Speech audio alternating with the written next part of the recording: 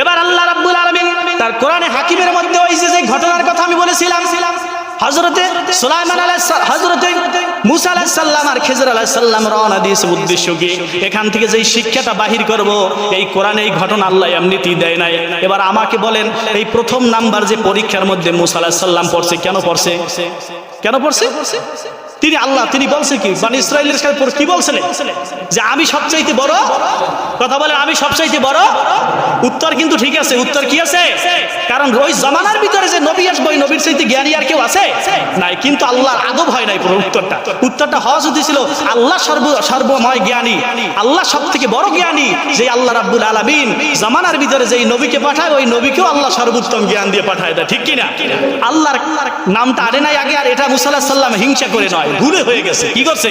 ভুলে হয়ে গেছে বাহ্যিক দৃষ্টিতে। তখন পরীক্ষার মধ্যে পড়ছে, পরীক্ষার মধ্যে পড়ার পরে যে তোমার